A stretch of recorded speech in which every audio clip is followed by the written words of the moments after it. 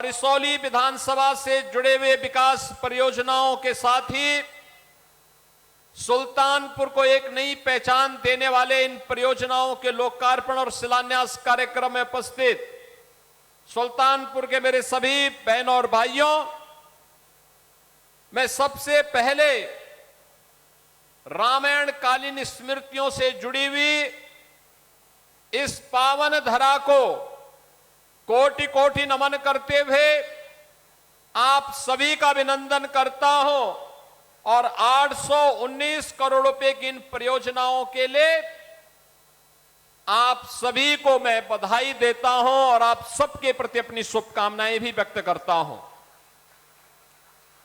बहनों और भाइयों, मैं सोच रहा था कि मुझे 15 जून के आसपास जाना चाहिए था सुल्तानपुर। तो लोग पूछ रहे थे क्यों।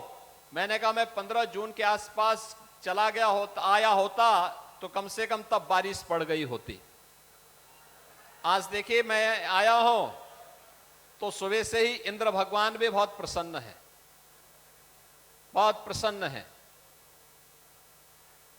विनोद सिंह जी को तो फुर्सत नहीं थी कार्यक्रम में बुलाने की, लेकिन राजेश गौतम मुझे बहुत बार कहते थे कि वहां आइए। मैंने कहा मैं आऊंगा एक बार, लेकिन सुल्तानपुर में मुझे आना था, एक बैठक भी लेनी थी नई कार्य योजना की। लेकिन आज हमारे इन सभी विधायकों ने, विनोद सिंह जी ने, यहां पे राजप्रसाद उपाध्याय जी ने, सीताराम वर्मा जी ने, राजेश गौतम जी ने, शैलेंद्र प्रताप सिंह जी ने, संगठन के पदाधिकारियों ने जो मेहनत की, जो परिश्रम किया, परिणाम आपके सामने है। सुल्तानपुर में भी अब अपना मेडिकल कॉलेज है, medical college Sultanpur. Nursing college की भी उसमें स्थापना हो रही, जिसका शिलान्यास भी आज हो रहा है। बहनों और भाइयों, यही अंतर है, यही फर्क है, यही फर्क है। पिछली सरकारें हर जनपद में एक माफिया पालती थी और हम हर जिले में एक मेडिकल कॉलेज दे रहे हैं। पिछली सरकार हर जिले में और हर थाना क्षेत्र में अपना एक गुंडा पालती थी, जिससे वह गरीबों का शोषण कर सके, गरीबों की जमीनों पर कब्जा कर सके, राह चलती हुई बेटियों के पर छीटाकशी कर सके, व्यापारियों की छीना झपटी कर सके। अब नया उत्तर प्रदेश इसको स्वीकार नहीं करता। मुझे याद है सुल्तानपुर में 2017 के पहले पर्व और त्योहार के पहले उपद्रव शुरू हो जाते थे। दुर्गा पूजा नहीं होने देते थे, रामनवमी के जुलूस नहीं निकलने देते थे, गुंडागिर्दी चरम पर थी, अराजकता चरम पर थी, अव्यवस्था चलती थी, गरीब को योजना का लाभ नहीं, अन्नदाता किसान बेहाल था, नौजवान प्लान कर रहा था, विकास के कार्य ठप पड़े हुए थे। अयोध्या से सुल्तानपुर होते हुए प्रयागराज के इस मार्ग का कोई पुरसा हाल नहीं था। वाराणसी की कनेक्टिविटी बदतर थी, लखनऊ जाना कठिन था। और आज तो पूर्वांचल एक्सप्रेसवे सुल्तानपुर होते हुए जा रहा है। आज अयोध्या 4 लेन के साथ जुड़ा हुआ है। 45 मिनट में अयोध्या एयरपोर्ट पर।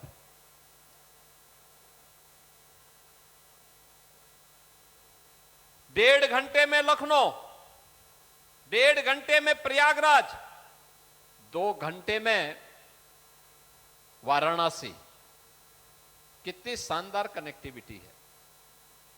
यानी 45 मिनट में इंटरनेशनल एयरपोर्ट पर आपकी पहुंच का मतलब दुनिया के बड़े बड़े विकसित देशों में कनेक्टिविटी एयरपोर्ट इतनी दूर होती है जितना सुल्तानपुर से अयोध्या इंटरनेशनल एयरपोर्ट की है। और आपने उसको मजबूती के साथ आज आपका जनपद जुड़ रहा है। बहनों और भाइयों, अच्छे लोग आप चुनते हैं तो अच्छे जनप्रतिनिधि चुन करके ही अच्छी सरकार बनाते हैं। अच्छी सरकार चुनती है तो सुरक्षा का माहौल खड़ा होता है। सुरक्षा का माहौल जब खड़ा होता है तो विकास भी होता है और आवागमन के लिए अच्छी सड़कें बनती हैं। ये अच्छी सड़कें केवल कनेक्टिविटी का आधार नहीं है, हमारी प्रगति का भी आधार बनता है। याद रखना, जितनी तेज गति होगी उतनी ही तेजी के साथ प्रगति होगी, और जितनी तेजी के साथ प्रगति होगी उतनी ही समृद्धि होगी। हर नागरिक के जीवन में परिवर्तन होगा, और नागरिक के जीवन में परिवर्तन होगा तो विकसित भारत की संकल्पना, जो प्रधानमंत्री मोदी जी की संकल्पना है, वह साकार होगा। वह हर भारतीय के लिए गौरवशाली क्षण होगा। और उसी क्षण के लिए आपको जोड़ने के लिए आज मैं सुल्तानपुर में आया हूं। बहनों और भाइयों, उत्तर प्रदेश जैसे राज्य को इस समाजवादी पार्टी ने, कांग्रेस ने एक बीमारू राज्य बना दिया था। नौजवान के सामने पहचान का संकट था, कोई विकास के कार्य नहीं हो रहे थे। लेकिन अब मैं कह सकता हूं, यूपी का नौजवान यूपी के बाहर कहीं भी जाएगा, अब कोई उसको प्रश्न नहीं खड़ा करता है। प्रश्न अब नहीं खड़ा कर सकता, अब उसके सामने पहचान का संकट नहीं है। अब यूपी का नौजवान जाता है, कहीं भी जाएगा, कहेगा कि मैं उत्तर प्रदेश का निवासी हूं। सामने वाला व्यक्ति अगर आपको देख करके पहले 10 कदम दूर भी जा रहा होगा, तो अगर आप बोलेंगे सुल्तानपुर से हूं, मैं उत्तर प्रदेश से हूं, तो वह भी 10 कदम आगे आकर के आपसे गले मिलने के लिए उतावला दिखाई देता है। ये नया उत्तर प्रदेश। उत्तर प्रदेश अब विरासत और विकास का एक अनुपम समन्वय के रूप में अपने आप को स्थापित किया है। अब हमें बीमारू राज्य नहीं, भारत की अर्थव्यवस्था के ग्रोथ इंजन के रूप में यूपी ने अपनी एक नई पहचान बनाई है। यूपी अब देश के विकसित राज्यों में गिना जा रहा है। सबसे तेज गति से उभरती हुई अर्थव्यवस्था किसी राज्य की है देश के अंदर, उत्तर प्रदेश की है। आज के दिन पर उत्तर प्रदेश की है। और बहनों और भाइयों, उसी अभियान के साथ जोड़ने के लिए आज मैं आपके पास आया हूं। ये डबल इंजन की सरकार ने जो कार्य किया, सबसे पहला कार्य सुरक्षा के मोर्चे पर, सुरक्षा के मोर्चे पर बेटी और बहन को सुरक्षा देना हो, व्यापारी और उद्यमी को सुरक्षा देना हो, आम नागरिक को सुरक्षा प्रदान करना हो, बिना भेदभाव के उपलब्ध करवाया गया। कोई रोक टोक नहीं, सबको समान सुरक्षा। बहनों और भाइयों, सुरक्षा का बेहतर वातावरण हुआ तो निवेश आया, विकास के बड़े बड़े कार्य आए, हाईवे बन रहे हैं, रेलवे की लाइन बन रही है, रेलवे फ्लाईओवर बन रहे हैं, ब्रिजेज बन रहे हैं, 4 लेन 6 लेन की सड़कें बन रही हैं, बाईपास बन रहे हैं। सुरक्षा का माहौल आया तो बथुआ धाम का भी सुंदरीकरण का कार्यक्रम आगे बढ़ा है। जितने भी विरासत से जुड़े हुए स्थलों का विकास हुआ है।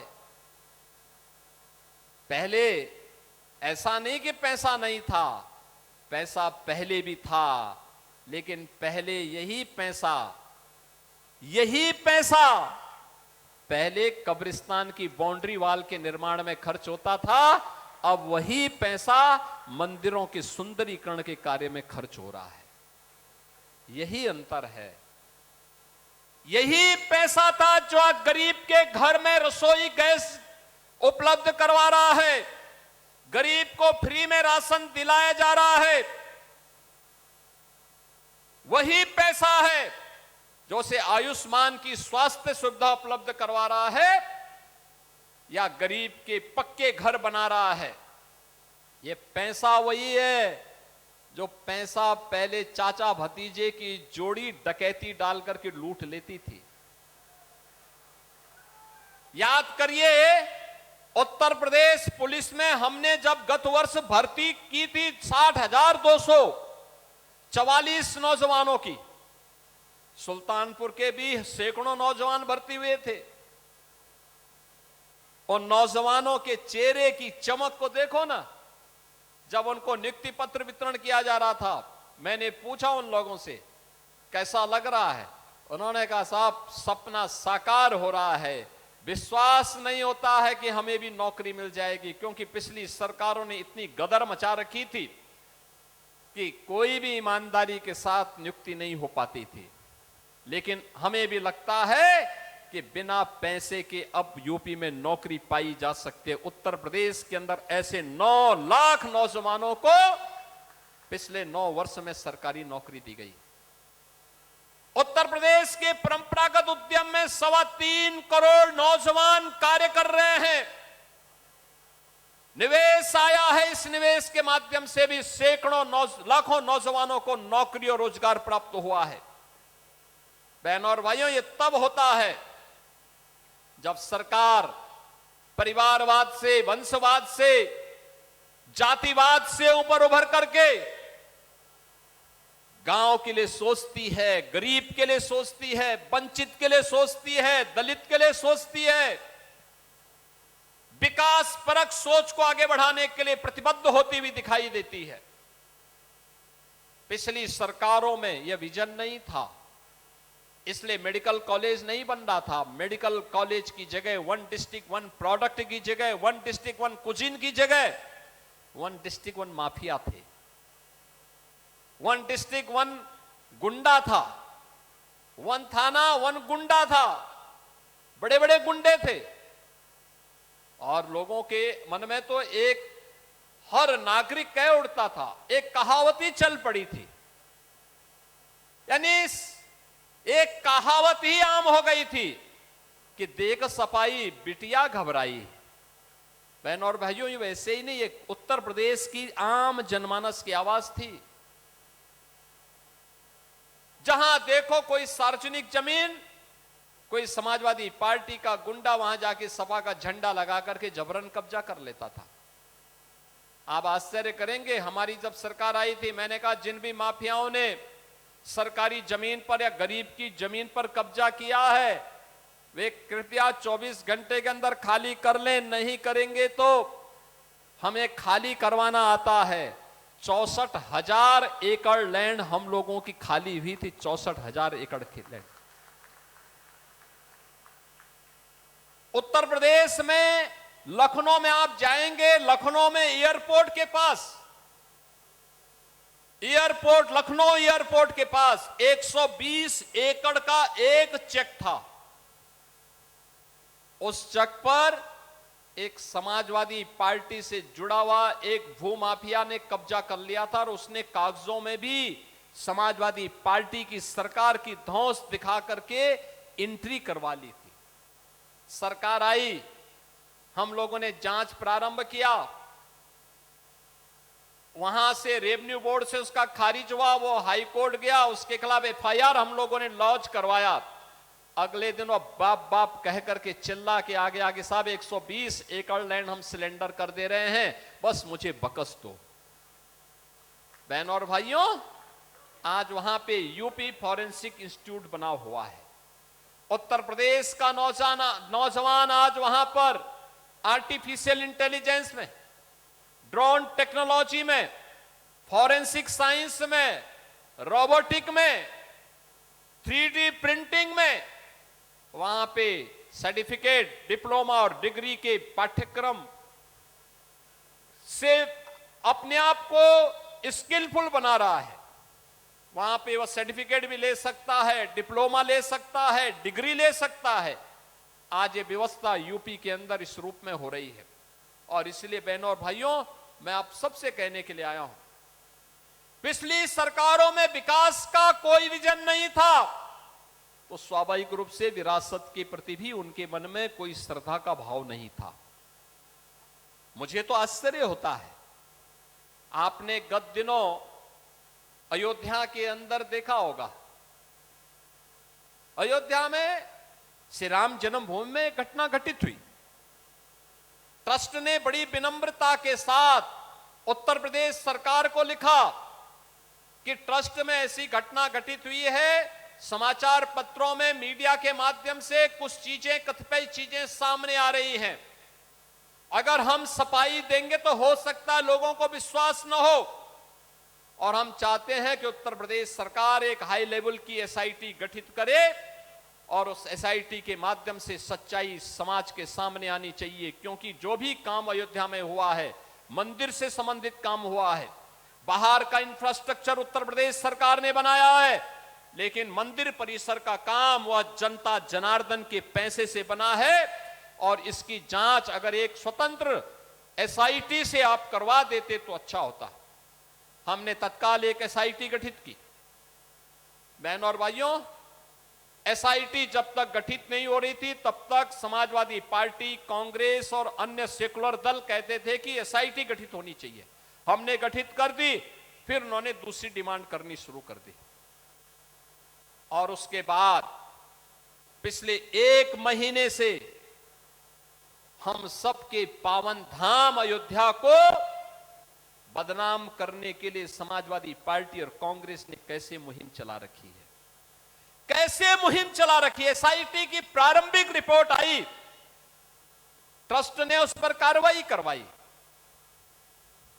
लेकिन कैसे एक एक को टारगेट किया जा रहा है, कैसे अयोध्या को टारगेट किया जा रहा है, कैसे राम जन्मभूमि को बदनाम किया जा रहा है, कैसे आस्था पर प्रहार करने का कार्य एक कांग्रेस, समाजवादी पार्टी और एक कथित सेकुलर दलों के द्वारा देश के अंदर एक नेगेटिव वातावरण बनाने का कुत्सित प्रयास हो रहा है। समाजवादी पार्टी के लोग कहते हैं कि अयोध्या में जो घटना घटित हुई, आस्था आहत हुई। अरे आस्था तो उसकी आहत हुई होगी जिसके मन में आस्था सचमुच थी। तुम कब से राम भक्त हो गए?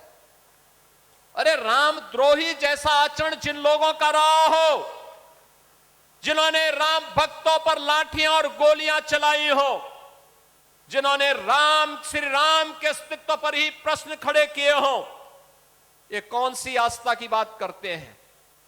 बाबरी ढांचा, गुलामी का ढांचा, बाबरी जैसा ढांचा जब हट रहा था, जो लोग उस समय बाबरी ढांचे के लिए घड़ियाली आंसू बहा रहे थे और जो मंदिरों के विकास में लगने वाले पैसे को कब्रिस्तान की बाउंड्री वाल में खर्च करते थे, वे आज हमें आस्था के बारे में सिखाते हैं। वे आज आस्था के बारे में बता रहे हैं। यानी आस्था नहीं है, आस्था के नाम पर हिंदू धर्म संस्कृति पर, भारत की आस्था पर प्रहार करना इन लोगों की एक कुटिल चाल है। और इस कुटिल चाल में मैं इसीलिए कहता हूं, इस कुटिल चाल को देख करके अब गिरगिट भी शर्माने लग गया होगा कि चलो मुझसे भी तेज रंग बदलने वाली कोई एक नई प्रजाति आ गई है, वो समाजवादी पार्टी के रूप में या कांग्रेस के रूप में, जो कितनी तेजी के साथ रंग बदलती। कल तक एक बाबरी ढांचे के लिए आंसू बहा रहे थे, और आज राम भक्तों की भावनाओं को आहत करने के लिए किस प्रकार के वक्तव्य देकर के अयोध्या धाम को बदनाम कर रहे हैं। आज की अयोध्या त्रेता युग का स्मरण कराती है। इनकी पीड़ा मंदिर के चढ़ावे के चोरी से संबंधित नहीं है। इनकी पीड़ा तो इस बात को लेकर के है, राम भक्तों ने अपने प्रभु को श्रद्धा और सम्मान देने के लिए प्रभु का इतना भव्य मंदिर का निर्माण सहयोग से कैसे कर बना दिया है, यह इनकी पीड़ा है। ये लोग कितनी एक्सरसाइज कर लिए हैं पिछले 6 वर्ष में, बाबरी ढांचा का नामो निशान नहीं, बना भी नहीं पा रहे हैं, कहीं नहीं बना पा रहे हैं। लेकिन राम भक्त बना रहे हैं तो राम भक्तों पर प्रहार करना, उनकी आस्था को किसी न किसी प्रकार से आहत करना, और लगातार एक मुहिम चला रखी है इन्होंने। देश को बदनाम किया जा रहा है, प्रदेश को बदनाम किया जा रहा है, अयोध्या धाम को बदनाम किया जा रहा है। बहन और भाइयों, इनसे पूछना चाहिए, एसआईटी की रिपोर्ट पर श्री राम जन्मभूमि तीर्थ क्षेत्र न्यास के द्वारा लगातार कार्रवाई की जा रही है, लेकिन मैं पूछना चाहता हूं, बहन और भाइयों, मैं पूछना चाहता हूं, एक चोरी थी, समय रहते सब पर कार्रवाई हुई है और हो रही है, लेकिन वक्फ के नाम पर हजारों एकड़ लैंड, गरीब की लैंड, सरकारी लैंड वारा न्यारा हुआ है। समाजवादी पार्टी ने और कांग्रेस ने कभी उसके खिलाफ आवाज क्यों नहीं उठाई है? कभी नहीं उठाए वक्फ के नाम पर। जब वक्फ कानून बनाया उसका विरोध इन्होंने किया, ये लोग उसका विरोध करते हैं। यानी अगर किसी चीज को रेगुलाइज करने का कार्य होता है कि नहीं भाई, आपको हिसाब देना होगा, नियम के अनुसार बताना पड़ेगा, तो उसका विरोध इन्होंने नागरिकता कानून का विरोध किया। ये लोग वक्फ कानून का विरोध करते हैं, यानी चाहते हैं कि वक्फ के नाम पर लूट मची रहे, गरीब की जमीन पर कब्जा होता रहे, सार्वजनिक संपत्तियों पर ऐसे कब्जा होता रहे और मंदिरों को ये लोग ऐसे बदनाम करते रहे, हिंदू आस्था को ऐसे ही आहत करते रहे। ये दोहरा आचरण स्वीकार नहीं किया जाना चाहिए और इसीलिए आज मैं आप सबसे आह्वान करने के लिए आया हूं। बहन और भाइयों, ये नकारात्मक राजनीति देश का हित नहीं करने वाली है, समाज का हित नहीं करने वाली है, गरीब का हित नहीं करने वाली है, अन्नदाता किसान का हित नहीं करने वाली है, बेटी और बहन को सुरक्षा नहीं दे सकती है, नौजवान के लिए रोजगार और नौकरी की सुविधा नहीं दे सकती है। यह कार्य केवल डबल इंजन की सरकार दे सकती है। डबल इंजन की भारतीय जनता पार्टी की सरकार और भारतीय जनता पार्टी की इसी सरकार के संदेश को लेकर के, प्रधानमंत्री मोदी जी के इसी संदेश को लेकर के आज मैं आपके पास आया हूं। सुल्तानपुर में मेडिकल कॉलेज का संचालन होना, अब नर्सिंग कॉलेज भी बनेगा। नर्सिंग कॉलेज के बनने के साथ ही यहां की बेटियां वहां एडमिशन ले पाएंगी। 100% प्लेसमेंट की गारंटी है नर्सिंग के पाठ्यक्रम में, चाहे वह बीएससी नर्सिंग हो, एमएससी नर्सिंग हो, जीएनएम हो, इन सभी पाठ्यक्रमों में। और ये बेटियां न केवल नर्सिंग केयर के क्षेत्र में नौकरी पाएंगी, बल्कि अपनी सेवा के माध्यम से जनपद को भी एक पहचान दिलाएंगे। अब यहां पर वह सुविधा भी दी जा रही है, आपकी बेहतरीन कनेक्टिविटी, चाहे वह 4 लेन की बेहतरीन कनेक्टिविटी का कार्य हो, अयोध्या से सुल्तानपुर होते हुए प्रयागराज का हो, वाराणसी से सुल्तानपुर होते हुए लखनऊ का हो, या फिर पूर्वांचल एक्सप्रेसवे का। अब ये सभी आपके जनपद की पहचान को भी आगे बढ़ा रहे हैं और हम लोगों ने पूर्वांचल एक्सप्रेसवे पर एक इंडस्ट्रियल क्लस्टर भी बनाने की कार्रवाई को आगे बढ़ाया है। वहां पर इंडस्ट्रीज लगेंगे, यहां के नौजवानों को वहीं पर रोजगार मिलेगा, वहीं पे उन्हें स्किल पुल बना करके और उसके अनुरूप उन्हें कार्य उपलब्ध करवाने का कार्य भी इसी जनपद में हो। यह भी सरकार की कार्य योजना का हिस्सा है। आज यहां के इंफ्रास्ट्रक्चर के कौन कौन से अन्य कार्य होने हैं, मैंने कहा मैं जब सुल्तानपुर जा ही रहा हूं तो सुल्तानपुर में पूरी कमिश्नरी के कार्यों की भी समीक्षा कर लूं।